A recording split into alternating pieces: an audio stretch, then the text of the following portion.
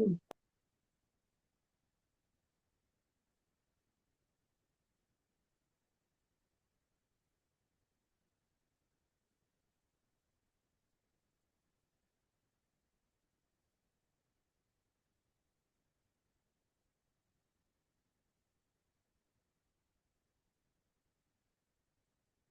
ಗುರುಭ್ಯೋ ನಮಃ ಹರಿ ಓಂ. ಶ್ರೀಗುರುಭ್ಯೋ ನಮಃ ಹರಿ ಓಂ.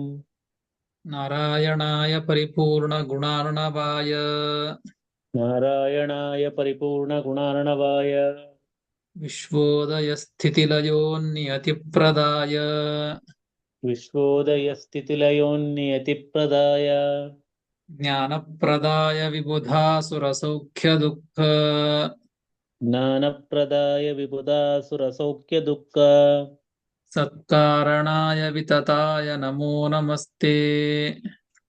ತತ್ಕಾರಣಾಯ ವಿತತಾಯ ನಮೋ ನಮಸ್ತೆ.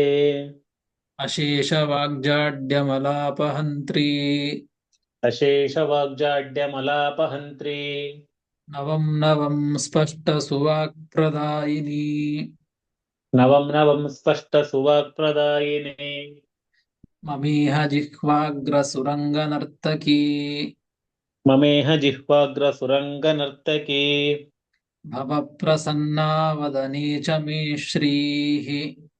ಭವ ಪ್ರಸನ್ನಾ ವದನೆ ಚ ಮೇ ಶ್ರೀಃ. ಅಭ್ರಮಂ ಭಂಗರಹಿತಂ ಅಜಡಂ ವಿಮಲಂ ಸದಾ ಅಭ್ರಮಂ ಭಂಗರಹಿತಂ ಅಜಡಂ ವಿಮಲಂ ಸದಾ ಆನಂದತೀರ್ಥಮತುಲಂ ಭಜೆ ತಾಪತ್ರಯಾಪಹಂ. ಆನಂದತೀರ್ಥಮತುಲಂ ಭಜೆ ತಾಪತ್ರಯಾಪಹಂ.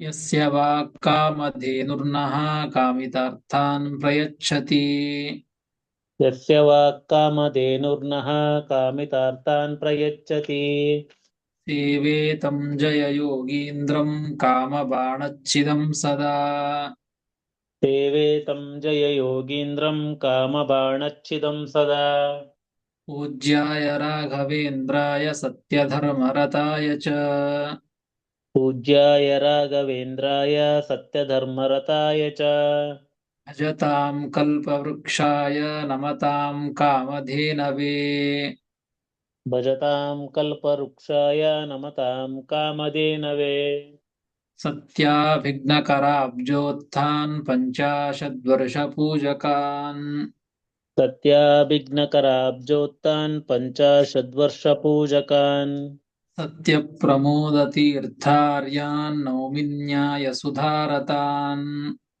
सत्यप्रमोदतीर्थार्यान् नौमि न्यायसुधारतान् आपादमौलिपर्यन्तं गुरूणामाकृतिं स्मरेत् आपादमौलिपर्यन्तं गुरूणामाकृतिं स्मरेत् तेन विघ्नाः प्रणश्यन्ति सिद्ध्यन्ति च मनोरथाः तेन विघ्नाः प्रणश्यन्ति सिद्ध्यन्ति च मनोरथाः।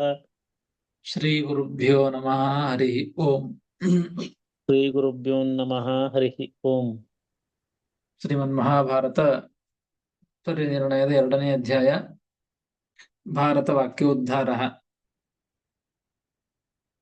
ಈ ಅಧ್ಯಾಯದಲ್ಲಿ ನಿನ್ನೆ ತಿಳಿದಂತೆ ಭಗವಂತನಿಗೆ ಯಾವುದೇ ರೀತಿಯಾದಂತಹ ದೋಷಗಳಿಲ್ಲ. ದೋಷಗಳು ಕಾಣ್ತಾವಲ್ಲ ಅಂತಂದ್ರೆ ಆ ಎಲ್ಲ ದೋಷಗಳನ್ನು ಕೂಡ ಭಗವಂತ ಅಸುರರಿಗೆ ಮೋಹನ ಮಾಡುವ ಸಲುವಾಗಿ ಆ ರೀತಿಯಾಗಿ ಭಗವಂತ ತೋರಿಸಿದ್ದು. ಇಲ್ಲದೇ ಇದ್ದಂತಹ ದೋಷಗಳನ್ನೇ ಭಗವಂತ ತೋರಿಸಿದ್ದು. ಇತ್ಯಾದ್ಯಸುರ ಮೋಹಾಯ ದರ್ಶಯಾಮಾಸ ನಾಟ್ಯವತ್ ಅವಿದ್ಯಮಾನಮೇವೇಶಃ ಕುಹಕಂ ತದ್ವಿದುಸ್ಸುರಾಹ. ದೇವತೆಗಳು ಮಾತ್ರ ಭಗವಂತ ಈ ರೀತಿಯಾಗಿ ಆ ದೋಷಗಳನ್ನ ತೋರಿಸಿದ್ದನ್ನ ನೋಡಿ ಅವರು ದೋಷಗಳು ಇವೆ ಅಂತ ಮಾತ್ರ ತಿಳಿದುಕೊಳ್ಳೋದಿಲ್ಲ. ಇದು ಕಪಟ ನಾಟಕ, ಇದು ಭಗವಂತ ನಾಟಕವನ್ನ ಮಾಡ್ತಾ ಇದ್ದಾನೆ, ಈ ರೀತಿ ದೋಷ ಇದ್ದಂತೆ ನಟನೆಯನ್ನು ಮಾಡ್ತಾ ಇದ್ದಾನೆ ಅಂತ ದೇವತೆಗಳು ಮಾತ್ರ ಸರಿಯಾಗಿ ತಿಳಿದುಕೊಳ್ತಾರೆ. ಅಸುರರು ಮಾತ್ರ ತಪ್ಪು ತಿಳಿದುಕೊಂಡು ನರಕಕ್ಕೆ ಅಂಧನ್ ತಮಸ್ಸಿಗೆ ಹೋಗ್ತಾರೆ. ಅದಕ್ಕಾಗಿಯೇನೆ ಅಸುರರಿಗೆ ಮೋಹನ ಮಾಡುವ ಸಲುವಾಗಿಯೇನೆ ಭಗವಂತ ಈ ರೀತಿಯಾಗಿ ತೋರಿಸಿರ್ತಾನೆ. ಅಂತ ವಿಚಾರವನ್ನ ತಿಳಿಸಿಕೊಟ್ರು. ಮುಂದಿನ ಶ್ಲೋಕದಲ್ಲಿ ಮತ್ತೆ ಅದೇ ವಿಚಾರವನ್ನೇ ಇನ್ನೂ ಸ್ಪಷ್ಟಪಡಿಸ್ತಾರೆ. ಭಗವಂತನಿಗೆ ದೋಷ ಇಲ್ಲ, ಭಗವಂತನಿಗೆ ಯಾವುದೇ ರೀತಿಯಾದಂತಹ ದೋಷ ಬರುವಂತಹ ದೇಹವೂ ಇಲ್ಲ ಭಗವಂತನಿಗೆ, ಅಂತಹ ವಿಚಾರವನ್ನ ತಿಳಿಸಿಕೊಡ್ತಾ ಇದ್ದಾರೆ. 82ನೆಯ ಶ್ಲೋಕ. ಪ್ರಾದುರ್ಭಾವಾ ಹರೇ ಸರ್ವೇ ಪ್ರಾದುರ್ಭಾವಾ ಹರೇ ಸರ್ವೇ ನೈವ ಪ್ರಾಕೃತದೇಹಿನಃ ನೈವ ಪ್ರಾಕೃತದೇಹಿನಃ ನಿರ್ದೋಷಾ ಗುಣಸಂಪೂರ್ಣ ನಿರ್ದೋಷ ಗುಣಸಂಪೂರ್ಣ ದರ್ಶಯಂತ್ಯನ್ಯಥೈವ ತು ದರ್ಶಯತ್ಯನ್ಯತೈವ ತು ದರ್ಶಯಂತ್ಯನ್ಯಥೈವ ತು ದರ್ಶಯತ್ಯನ್ಯತೈವ ತು ದರ್ಶಯತ್ಯಲ್ಲ, ದರ್ಶಯಂತಿ. ಇಲ್ಲಿ ಯತ್ಯ ದರ್ಶಯನ್ ಅಂತಿದೆ ಹತ್ತಿರ. ಹ ದರ್ಶಯತ್ಯನ್ಯತೈವ ತು. ದರ್ಶಯತಿ ಅಂತಿದೆಯಾ? ಸರಿ ಸರಿ ಇಲ್ಲ, ಯತ್ಯ ನ್ಯ. ಸರಿ, ಹಾಗೆ ಇರ್ಲಿ, ಅದೇ ಇರಲಿ, ಅದೇ ಸರಿ ತಗೊಳ್ಳಿ. ಹಾ, ದರ್ಶಯಂತಿ ಅಂತ ಸರಿ. ಇದ್ರೊಳಗೆ ಈ ಪುಸ್ತಕದಲ್ಲಿ ದರ್ಶಯಂತಿ ಅಂತಿದೆ, ದರ್ಶಯತಿನೇ ಇರ್ಲಕ್ಕ, ಅದೇ ಸರಿ ಆಚಾರ್ಯ. ಸರಿಯಾದಂತಹದ್ದು. ಹಾ,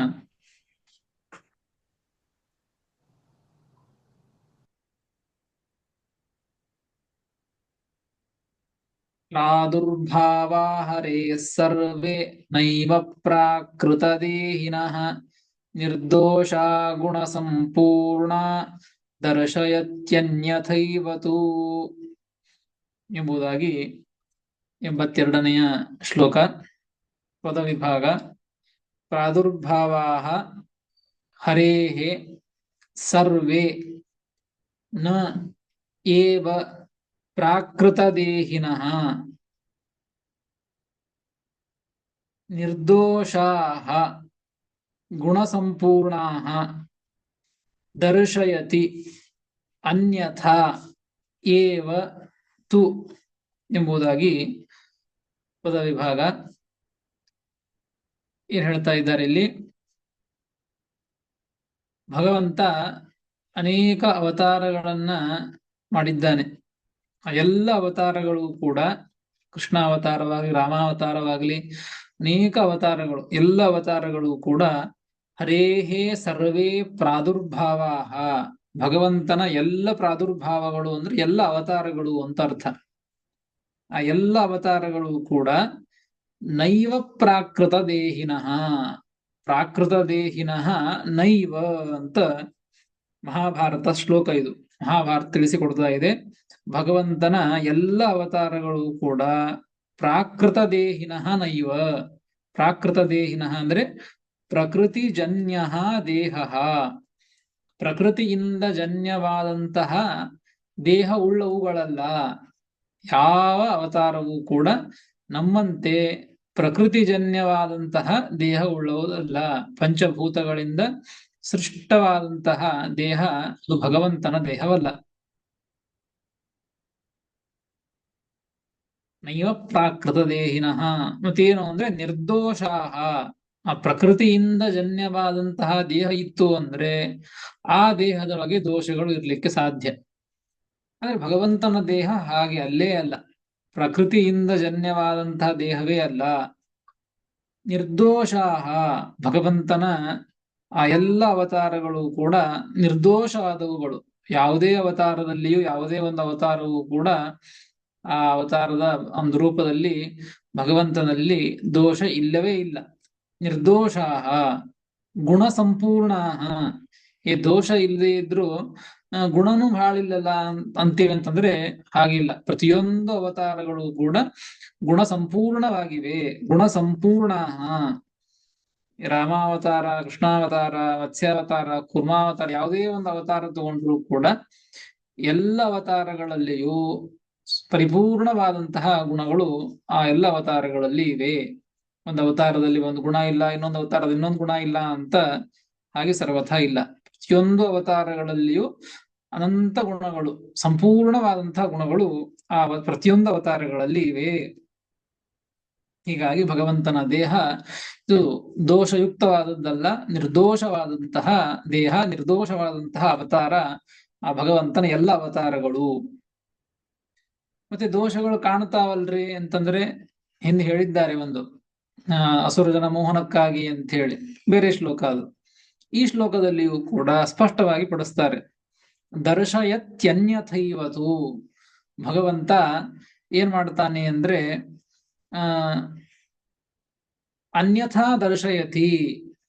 ಅನ್ಯಥಾ ಎಂಬುದಕ್ಕೆ ಪ್ರಾಕೃತ ದೇಹವತ್ವೇನ, ಪ್ರಾಕೃತ ದೇಹವತ್ವೇನ ಅಂದ್ರೆ ದೋಷಿತ್ವೇನ, ದೋಷವುಳ್ಳವನಂತೆ ಅಥವಾ ಅಪೂರ್ಣವಾದಂತಹ ಗುಣವುಳ್ಳವನಂತೆ, ಗುಣಗಳಿಲ್ಲದೆ ಇದ್ದವನಂತೆ, ಹೀಗೆ ಅನ್ಯಥಾ, ಇದೇ ಅನ್ಯಥಾ. ಅನ್ಯಥಾ ಅಂದ್ರೆ ವಿಪರೀತವಾಗಿ ಅಂತರ್ಥ, ಉಲ್ಟಾ.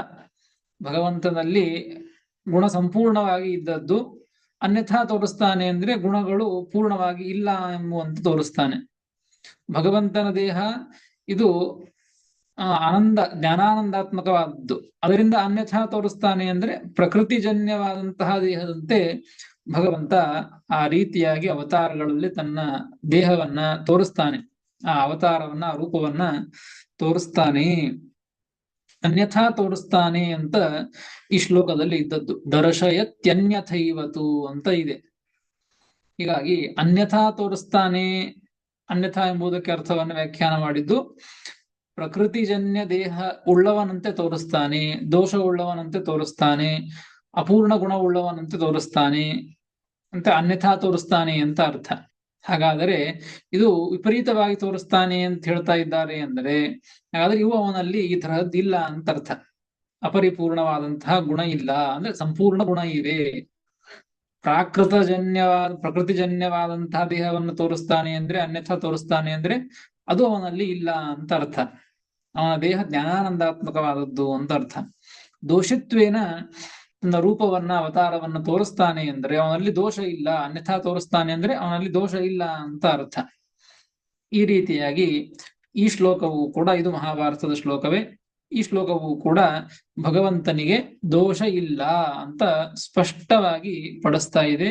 ಬರೇ ದೋಷ ಇಲ್ಲ ಅಂತಷ್ಟೇ ಅಲ್ಲ, ಈ ಶ್ಲೋಕದಲ್ಲಿ ಗುಣ ಸಂಪೂರ್ಣ ಅಂತೂ ಬಂದಿದೆ. ಭಗವಂತನಲ್ಲಿ ಬರೇ ದೋಷ ಇಲ್ಲ ಅಂತ ಅಷ್ಟೇ ಅಲ್ಲ, ಸಂಪೂರ್ಣ ಗುಣಗಳು ಇವೆ, ಎಲ್ಲ ಗುಣಗಳು, ಅನಂತ ಗುಣಗಳು ಭಗವಂತನಲ್ಲಿ ಇವೆ ಎಂಬುದಾಗಿ ಈ ಶ್ಲೋಕ ತಿಳಿಸಿಕೊಡ್ತಾ ಇದೆ. ಅದಕ್ಕಾಗಿ ಶ್ರೀಮದಾಚಾರ್ಯರು ಈ ಶ್ಲೋಕವನ್ನ ಉದಾಹರಣೆಯನ್ನ ಮಾಡಿದ್ದು ಇಲ್ಲಿ. ಇನ್ನು ಹಾಗಾದರೆ ಇಲ್ಲಿ ಕೊನೆಗೆ ಕಾರಣವನ್ನ ತಿಳಿಸ್ಲಿಲ್ಲ. ದರ್ಶಯತ್ಯನ್ಯಥೈವತು, ಅನ್ಯಥಾ ತೋರಿಸ್ತಾನೆ ಭಗವಂತ. ಭಗವಂತನ ದೇಹ, ಅವತಾರಗಳು ನಿರ್ದೋಷವಾದದ್ದು, ಗುಣ ಸಂಪೂರ್ಣವಾದದ್ದು, ಆದರೆ ಅನ್ಯಥಾ ತೋರಿಸ್ತಾನೆ ಅಂತ ಇಷ್ಟೇ ಶ್ಲೋಕದಲ್ಲಿ ಬಂತು. ಯಾಕೆ ಹಾಗೆ ತೋರಿಸ್ತಾನೆ, ತೋರಿಸ್ಲಿಕ್ಕೆ ಕಾರಣ ಏನು, ಹಂಗ ವಿಪರೀತವಾಗಿ ತೋರಿಸುವ ಉದ್ದೇಶ ಆದ್ರೆ ಏನು ಭಗವಂತನಿಗೆ ಅಂತ ಈ ಶ್ಲೋಕದ ಅರ್ಥ ಮಾಡಿಕೊಂಡಾಗ ಬಂದಂತಹ ಪ್ರಶ್ನೆಗೆ ಮುಂದಿನ ಶ್ಲೋಕದಲ್ಲಿ ಉತ್ತರವನ್ನ ಹೇಳ್ತಾರೆ. ದರ್ಶನ ಫಲಂ ಆಹ 83ನೆಯ ಶ್ಲೋಕ. ದುಷ್ಟಾನಾಂ ಮೋಹನಾರ್ಥಾಯ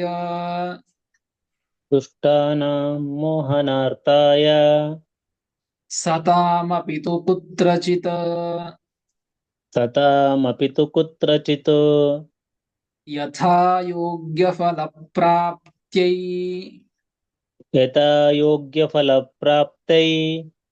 ಲೀಲೈಷಾ ಪರಮಾತ್ಮನಃ.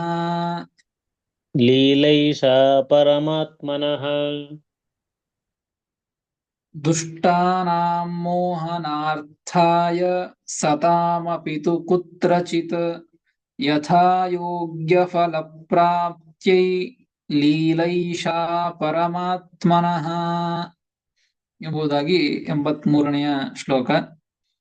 ಪದವಿಭಾಗ. ದುಷ್ಟಾನಾಂ ಮೋಹನಾರ್ಥಾಯ ಸತಾಂ ಅಪಿ ತು ಕುತ್ರಚಿತ್ ಯಥಾಯೋಗ್ಯ ಫಲಪ್ರಾಪ್ತ್ಯೈ, ಒಂದೇ ಶಬ್ದ ಇದು, ಯಥಾಯೋಗ್ಯ ಫಲಪ್ರಾಪ್ತ್ಯೈ ಲೀಲಾ ಏಷ ಪರಮಾತ್ಮನಃ ಎಂಬುದಾಗಿ ಪದ ವಿಭಾಗ.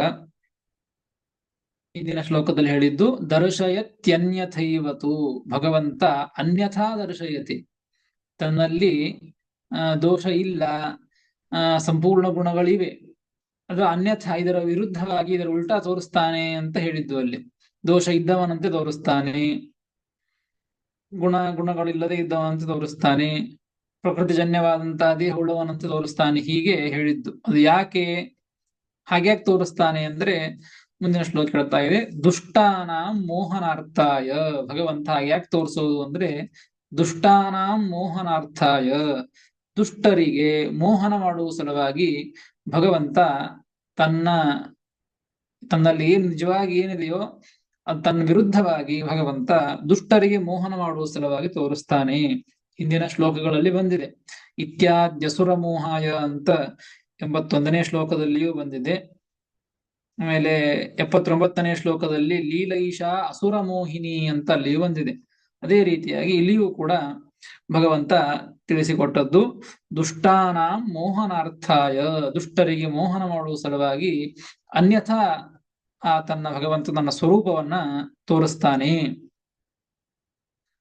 ಅಷ್ಟೇ ಅಲ್ಲ, ಒಂದು ಕಾರಣ ಈ ರೀತಿಯಾಗಿ ಅನ್ಯಥಾ ತೋರಿಸೋದು, ತಪ್ಪಾಗಿ ತೋರಿಸೋದು, ವಿಪರೀತವಾಗಿ ವಿರುದ್ಧವಾಗಿ ತೋರಿಸುವಂತಹದ್ದು ಯಾಕೆ ಅನ್ಲಿಕ್ಕೆ ಕಾರಣ ಕೊಟ್ಟದ್ದು ದುಷ್ಟರಿಗೆ ಮೋಹನ ಮಾಡುವ ಸಲುವಾಗಿ, ಅವರಿಗೆ ಆ ತಮಸ್ಸಿಗೆ ಕಳಿಸುವ ಸಲುವಾಗಿ ಅಂತ ಹೇಳಿದ್ದು.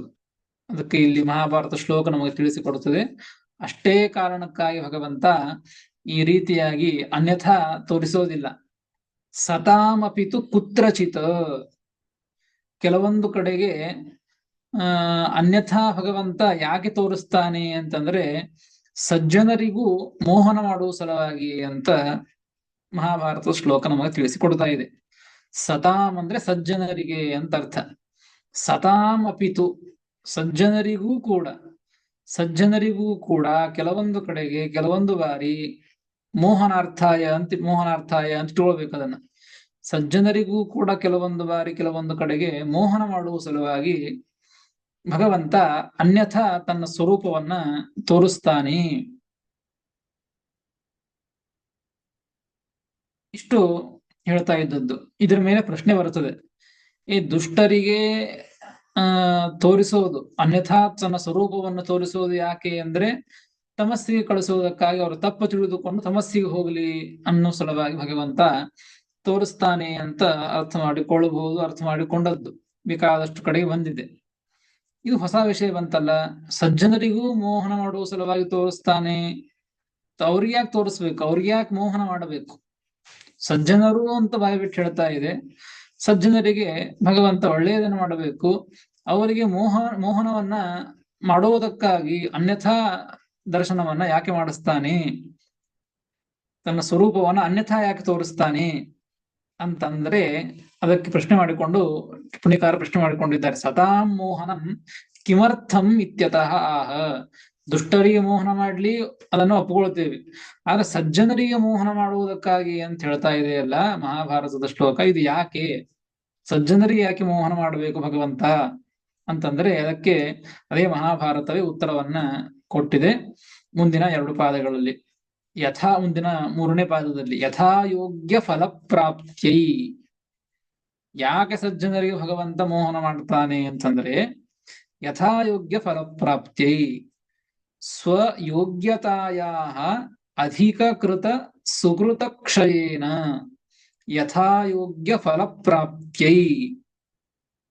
ಏನು ಅಂದ್ರೆ ಸ್ವಯೋಗ್ಯತಾಯಾ ಅಧಿಕಕೃತ ಸುಕೃತ ಕ್ಷಯೇನ, ಎಲ್ಲ ಜೀವರಾಶಿಗಳು ಸಜ್ಜನರೊಳಗೆ ಇಟ್ಕೊಳ್ಳಿ. ಸಜ್ಜನರಿಗೆ ಅನ್ಯಥಾ ತೋರಿಸ್ತಾನೆ ಅಂತ ಬಂದದ್ದು ಇಲ್ಲಿ, ಸಜ್ಜನರನ್ನೇ ಇಟ್ಕೊಳ್ಳೋಣ. ಸಜ್ಜನರೊಳಗೂ ಕೂಡ ಅವರವರ ಯೋಗ್ಯತೆ ಅಂತ ಇರ್ತದೆ. ಒಬ್ರು ದೊಡ್ಡವರು, ಒಬ್ರು ಚಿಕ್ಕವರು, ಅದ್ರೊಳಗೆ ಇನ್ನೂ ದೊಡ್ಡವರು, ಹೀಗೆ ಸಜ್ಜನರೊಳಗೂ ಕೂಡ ತಾರತಮ್ಯ ಇದೆ. ಒಬ್ಬರಿಗಿಂತ ಒಬ್ರು ದೊಡ್ಡವರು, ಒಬ್ರಿಗಿಂತ ಒಬ್ರು ಚಿಕ್ಕವರು, ಹೀಗೆ ಅಂತ. ಹೀಗಾಗಿ ಸ್ವಯೋಗ್ಯತಾಯ, ತನ್ನ ಯೋಗ್ಯತೆ ಎಷ್ಟಿದೆಯೋ ಅಷ್ಟು ಪುಣ್ಯವನ್ನ ಗಳಿಸ್ಬೇಕು. ಸಜ್ಜನರೊಳಗೂ ಕೂಡ ಅವರ ಯೋಗ್ಯತೆ ಎಷ್ಟಿದೆಯೋ ಆ ಯೋಗ್ಯತೆಗೆ ಅನುಗುಣವಾಗಿ ಪುಣ್ಯವನ್ನ, ಸುಕೃತ ಅಂದ್ರೆ ಪುಣ್ಯ, ಆ ಪುಣ್ಯವನ್ನ ಗಳಿಸಬೇಕು. ಆದರೆ ಅದಕ್ಕೆ ಮೀರಿ ಪುಣ್ಯವನ್ನ ಗಳಿಸಿದ್ದೇ ಆದಲ್ಲಿ ನೋಡಿ, ಸ್ವಯೋಗ್ಯತಾಯ ಅಧಿಕ ಕೃತ ಸುಕೃತ ಕ್ಷಯೇನ, ಅಧಿಕವಾದಂತಹ ಸುಕೃತ ಪುಣ್ಯ, ಒಬ್ಬ ಯೋಗ್ಯತೆ ಸಜ್ಜನ ಯೋಗ್ಯತೆ ಒಂದು 50% ಅಷ್ಟೇ ಪುಣ್ಯವನ್ನ ಗಳಿಸಬೇಕು ತನ್ನ ಯೋಗ್ಯತೆಗೆ ಅನುಗುಣವಾಗಿ ಅಂತಿದ್ರೆ ಅಷ್ಟೇ ಗಳಿಸಬೇಕು. ಅದನ್ನು ಮೀರಿ ಗಳಿಸ್ತೇನೆ ಅಂದ್ರೆ ಆ ಪುಣ್ಯವನ್ನ ಭಗವಂತ ನಾಶ ಮಾಡ್ತಾನೆ. ಮತ್ತೊಬ್ಬರು ಅವ್ರಿಗಿಂತ ದೊಡ್ಡವರು ಯೋಗ್ಯತೆಯಲ್ಲಿ ದೊಡ್ಡವರಿದ್ದಾಗ ಅವ್ರದ್ದೊಂದು 70% ಪುಣ್ಯ ಮಾಡಬೇಕು ಅಂತಿತ್ತು ಅಂದ್ರೆ ಅಷ್ಟೇ ಮಾಡ್ಬೇಕು. ಅವ್ರದ್ದೊಂದು 2%, 5% ಪುಣ್ಯ ಹೆಚ್ಚಾಯ್ತು ಅಂದ್ರೆ ಅದನ್ನು ಭಗವಂತ ಕಳಿತಾನೆ. ಇದೇ ಅಧ್ಯಾಯದಲ್ಲಿ ಬಂದಿದೆ. ಭಗವಂತ ಆ ರೀತಿಯಾಗಿ ಅಧಿಕವಾದಂತಹ ಪುಣ್ಯವನ್ನ ನಾಶ ಮಾಡ್ತಾನೆ ಅಂತ ಬಂದಿದೆ. ಹೀಗಾಗಿ ಏನಾಯ್ತು, ಸ್ವಯೋಗ್ಯತಾಯ, ಯಾರು ತಮ್ಮ ಯೋಗ್ಯತೆಗೆ ಅನುಗುಣವಾಗಿ ಪುಣ್ಯವನ್ನ ಗಳಿಸಿರ್ತಾರೋ ಅಂಥವರ ಪುಣ್ಯವನ್ನು ಕೊಡ್ತಾನೆ. ಅದಕ್ಕೆ ಮೀರಿ ಪುಣ್ಯವನ್ನ, ಅಧಿಕವಾದ ಪುಣ್ಯವನ್ನ ಗಳಿಸಿದ್ದೇ ಆದಲ್ಲಿ ಏನ್ ಮಾಡಬೇಕು, ಅದನ್ನ ನಾಶ ಮಾಡಬೇಕು. ಅಧಿಕ ಪುಣ್ಯವನ್ನ ನಾಶ ಮಾಡಬೇಕು ಅಂತಂದ್ರೆ ಹೇಗೆ ನಾಶ ಮಾಡಬೇಕು ಅಂತಂದ್ರೆ, ಹೀಗೆ ಭಗವಂತ ಅವರಿಗೆ ಮೋಹನವನ್ನ ಮಾಡ್ತಾನೆ. ಅನ್ಯಥಾ ತನ್ನ ಸ್ವರೂಪವನ್ನ ತಿಳಿಸಿಕೊಟ್ಟು ತಪ್ಪು ತಿಳುವಳಿಕೆಯನ್ನ ಮಾಡಿಸಿ, ತಪ್ಪು ತಿಳಿದುಕೊಂಡಾಗ, ಭಗವಂತನ ಬಗ್ಗೆ ತಪ್ಪು ತಿಳಿದುಕೊಂಡಾಗ ಆ ವ್ಯಕ್ತಿ, ಆ ಜೀವ, ಆಗೇನಾಗ್ತದೆ, ಅವನಿಗೆ ಪಾಪ ಬಂತು, ಪುಣ್ಯ ನಾಶ ಆಯ್ತು. ಹೀಗಾಗಿ ತಾನು ಎಷ್ಟು ಪುಣ್ಯ ಮಾಡಬೇಕಾಗಿತ್ತೋ ಹೆಚ್ಚು ಪುಣ್ಯ ಮಾಡಿದ್ದ. ಆ ಹೆಚ್ಚಿಗೆ ಮಾಡಿದಂತಹ ಪುಣ್ಯ ಅದು ತಪ್ಪು ತಿಳುವಳಿಕೆಯಿಂದ ನಾಶ ಆಯಿತು. ಅಲ್ಲಿಗೆ ಅವನ ಯೋಗ್ಯತೆಗೆ ಸರಿಯಾಗಿ ಆ ಪುಣ್ಯ ಬಂದಂತೆ ಆಗ್ತದೆ. ಅದಕ್ಕೆ ನೋಡಿ, ಯಥಾಯೋಗ್ಯ ಫಲಪ್ರಾಪ್ತ್ಯೈ, ಯಥಾಯೋಗ್ಯವಾಗಿ ಫಲವನ್ನ ಭಗವಂತ ಕೊಡ್ತಾನೆ. ಹೀಗಾಗಿ ಒಬ್ಬ ವ್ಯಕ್ತಿ 60% ಪುಣ್ಯ ಮಾಡಬೇಕಾಗಿತ್ತು, ಇನ್ನೂ 10% ಪುಣ್ಯ ಮಾಡಿದ ಅಂದ್ರೆ ಮತ್ತೆ ಮಾಡಿದ್ದಕ್ಕೆ ಫಲವನ್ನು ಕೊಡ್ಲೇಬೇಕು ಭಗವಂತ. ಮತ್ತೆ ಅವನ ಯೋಗ್ಯತೆ ಇದ್ದದ್ದು 60% ಅಷ್ಟೇ ಪುಣ್ಯದ ಫಲವನ್ನ ಗಳಿಸಬೇಕಾಗಿದೆ. ಇನ್ನೂ ಹೆಚ್ಚಿನದಾಗಿ ಪುಣ್ಯವನ್ನು ಮಾಡಿದ್ದಾನೆ, ಅದರ ಫಲವನ್ನ ಅನುಭವಿಸುವಂತ ಯೋಗ್ಯತೆ ಅವನದಲ್ಲ. ಹಾಗಾದ್ರೆ ಏನ್ ಮಾಡಬೇಕು ಅಂದ್ರೆ, ಹೀಗೆ ಭಗವಂತ ಮೋಹನವನ್ನ ಮಾಡಿ ಅವರಿಗೆ ಆ ಪುಣ್ಯವನ್ನ ನಾಶ ಮಾಡಿ, ಮತ್ತೆ ಅವನ ಯೋಗ್ಯತೆ ಎಷ್ಟು ಇತ್ತೋ ಆ ಯೋಗ್ಯತೆಗೆ ಅನುಗುಣವಾಗಿ ಫಲವನ್ನ ಭಗವಂತ ಅವರಿಗೆ ಸಿಗುವಂತೆ ಮಾಡ್ತಾನೆ. ಅದನ್ನು ಹೇಳಿದ್ದು ಮಹಾಭಾರತ. ಯಥಾಯೋಗ್ಯ ಫಲಪ್ರಾಪ್ತೈ, ಯಥಾಯೋಗ್ಯವಾಗಿ ಆ ಜೀವರು, ಸಜ್ಜನರು ಫಲವನ್ನ ಹೊಂದುವ ಸಲುವಾಗಿ ಆ ಭಗವಂತ ಈ ರೀತಿಯಾಗಿ ಮೋಹನ ಮಾಡ್ತಾನೆ. ಅದಕ್ಕೆ ಮುಂದಿನ ಪಾದ ಬಂತು, ಪರಮಾತ್ಮನಃ ಏಷಾ ಲೀಲಾ. ಪರಮಾತ್ಮನಃ ಏಷಾ ಲೀಲಾ. ಈ ಮೋಹನಗೊಳಿಸುವಂತಹ ಒಂದು ಏನು ಎಲ್ಲ ನಾನಾ ರೀತಿಯಾದಂತಹ ಭಗವಂತನ ಕ್ರೀಡೆ, ಲೀಲೆ ಇದೆಯೋ, ಆ ಲೀಲೆ ಎದಕ್ಕೆ ಅಂತಂದ್ರೆ ಈ ರೀತಿಯಾಗಿ ದುಷ್ಟರಿಗೆ ಮೋಹನ ಮಾಡುವ ಸಲುವಾಗಿ. ಯಾಕೆ? ಅವರಿಗೆ ಅಂಧನ್ ತಮಸ್ಸೆ ಕಳಿಸುವುದಕ್ಕಾಗಿ, ಸಜ್ಜನರಿಗೂ ಮೋಹನವನ್ನು ಮಾಡುವುದಕ್ಕಾಗಿ ಈ ರೀತಿಯಾಗಿ ಭಗವಂತ ಲೀಲೆಗಳನ್ನ ಮಾಡ್ತಾನೆ. ಮನುಷ್ಯರಂತೆ ಲೀಲೆಗಳನ್ನ, ದೋಷ ಉಳ್ಳವನಂತೆ ಲೀಲೆಗಳನ್ನ, ಅನೇಕ ರೀತಿಯಾದಂತಹ ಎಲ್ಲ ಲೀಲೆಗಳನ್ನ ಭಗವಂತ ಸಜ್ಜನರಿಗೂ ಯಥಾಯೋಗ್ಯ ಫಲವನ್ನ ಕೊಡುವ ಸಲುವಾಗಿ ಭಗವಂತ ಇಂತಹ ದೋಷ ಉಳ್ಳವನಂತೆ ಲೀಲೆಗಳನ್ನ ಮಾಡಿ ತೋರಿಸ್ತಾನೆ. ಅದು ನಿಜವಾಗಿಯೂ ಕೂಡ ಭಗವಂತನಲ್ಲಿ ದೋಷಗಳು ಇಲ್ಲ ಅಂತ ಈ ಶ್ಲೋಕಗಳಿಂದ ನಮಗೆ ಸ್ಪಷ್ಟವಾಗಿ ತಿಳಿದು ಬರ್ತಾ ಇದೆ. ಹೀಗಾಗಿ ಭಗವಂತ ನಿರ್ದೋಷನಾದವನು, ತ್ರೈಗುಣ್ಯ ವರ್ಜಿತಂ ಅಂತ ಏನು ವೇದವ್ಯಾಸ ದೇವರು ತಿಳಿಸಿಕೊಟ್ಟದ್ದು, ಅದಕ್ಕೆ ಅನೇಕ ಮಹಾಭಾರತದೇ ಶ್ಲೋಕಗಳೇ ಪ್ರಮಾಣವಾಗಿ ಇದ್ದದ್ದರಿಂದ ಈ ರೀತಿಯಾಗಿ ಸರಿಯಾಗಿ ಆ ಭಗವಂತ ದೋಷರಹಿತ ಎಂಬುವಂತಹ ನಿರ್ಣಯವನ್ನ ಮಾಡಿಕೊಳ್ಳಬೇಕು ಅಂತ ಶ್ರೀಮದಾಚಾರ್ಯರು ಮಹಾಭಾರತದ ಶ್ಲೋಕವನ್ನೇ ಪ್ರಮಾಣವನ್ನಾಗಿ ಕೊಟ್ಟು ಅದರ ನಿರ್ಣಯವನ್ನ ಮಾಡಿ ತಿಳಿಸಿದ್ದಾರೆ. ಮುಂದೆ ಭಗವಂತನಿಗೆ ಸರ್ವೋತ್ತಮತ್ವವನ್ನ ಹೇಳುವಂತಹ ವಿಷಯದೊಳಗೆ ಅನೇಕ ಪ್ರಮಾಣಗಳನ್ನ ಕೊಡ್ತಾರೆ. ಮಹಾಭಾರತದಲ್ಲಿ ಒಂದಾದಂತಹ ಉತ್ತಮವಾದಂತಹ ಭಗವದ್ಗೀತಾ, ಆ ಭಗವದ್ಗೀತೆಯ ಅನೇಕ ಶ್ಲೋಕಗಳನ್ನ ಉದಾಹರಣೆ ಮಾಡಿ ಆ ಭಗವತ್ ಸರ್ವೋತ್ತಮತ್ವವನ್ನ ಅದನ್ನ ಸಮರ್ಥನೆ ಮಾಡ್ತಾರೆ. ಭಗವಂತನಿಗೇನೆ ಸರ್ವೋತ್ತಮತ್ವ ಇದ್ದದ್ದು ಎಂಬುದನ್ನು ನಿರ್ಣಯವನ್ನು ಕೂಡ ಮುಂದಿನ ಶ್ಲೋಕಗಳಲ್ಲಿ ಮಾಡ್ತಾರೆ. ಅದನ್ನು ಮತ್ತೆ ಮುಂದೆ ತಿಳಿದುಕೊಳ್ಳೋಣ ಅಂತ ಹೇಳ್ತೇನೆ. ಏನಾದ್ರೂ ಪ್ರಶ್ನೆ ಇದ್ರೆ ಕೇಳಿ. 2 ಶ್ಲೋಕಗಳಲ್ಲಿ ಹರೇ ನಮಃ. ನಮಸ್ಕಾರ ಹರೇ ಆಚಾರ್ಯ. ನಮಃ. ಹರೇ ನಮಃ. ತಾತ್ಪರ್ಯ ಅರ್ಥ ಆಯ್ತು, ಆದರೆ ಒಂದು ಬೇರೆ ತರದ ಪ್ರಶ್ನೆ. ಇಲ್ಲಿ ಕೇಳಿ. ಇಷ್ಟ ಪುಣ್ಯ ಅನಿಷ್ಟ ಪುಣ್ಯ ಅಂತ ಬರುತ್ತೆ ಅಂತ ಕೇಳಿದ್ದೀನಿ. ಹಾ, ದೊಡ್ಡ ಹೌದು. ವ್ಯಕ್ತಿಗಳು, ಸ್ವಾಮಿಗಳು ಅಂತವರು ಜಾಸ್ತಿ ಪುಣ್ಯ ಮಾಡ್ಕೊಂಡ್ರೆ ಅದನ್ನ ಅನಿಷ್ಟ ಪುಣ್ಯನ ಹಂಚ್ಬಿಡ್ಬೋದಲ್ಲ. ಹಂಚ್ಬಿಟ್ರೆ ಬರೀ ಕೋಟಾಕಿಂದ ಜಾಸ್ತಿ ಇರಲ್ಲ. ಹಂಗೆ ಹಾ. ಅನುಮಾನ ಮಾಡ್ಕೋಬೋದಾ ಅಥವಾ ಅದು ತಪ್ಪು? ಏನ್ ಹೇಳಿ? ಅನಿಷ್ಟ ಪುಣ್ಯ? ಅನಿಷ್ಟ ಪುಣ್ಯ ಇಷ್ಟ ಪುಣ್ಯ ಅಂತ ಎರಡು ತರದಿರುತ್ತೆ. ಹೌದು. ಒಂದು ಅಲ್ಲ, ಒಳ್ಳೇದು. ಅನಿಷ್ಟ ಪುಣ್ಯ ಹ್ಮ್. ಅಲ್ಲ, ಅನಿಷ್ಟ ಪುಣ್ಯ ಇದು ಮೋಕ್ಷಕ್ಕೆ ಸಾಧಕ ಅಲ್ಲವೇ ಅಲ್ಲ. ಹಾ, ಅದನ್ನ ಈ ಹಂಚಿಬಿಡ್ಬೇಕು. ಮೋಕ್ಷಕ್ಕೆ ಸಾಧಕವಾದದ್ದು ಇಷ್ಟ ಪುಣ್ಯ. ಹೌದು. ಅದರಲ್ಲಿ ಹೆಚ್ಚಿಗೆ ಆಯಿತು ಅಂದ್ರೆ ಅದು ಹಾ. ಯೋಗ್ಯತೆಗೆ ಮೀರಿ ಮಾಡಿದಂತೆ ಆ ವ್ಯಕ್ತಿ. ಓಕೆ. ಅದನ್ನ ಭಗವಂತ ಮೋಹನ ಮಾಡಿ ಅದನ್ನ ಕ್ಷೀಣ ನಾಶ ಮಾಡೋದು. ಮಾಡ್ತಾನೆ. ಹ್ಮ್. ನಾಶ ಮಾಡಿ ಅವನಿಗೆ ಫಲವನ್ನು ಕೊಡ್ತಾನೆ.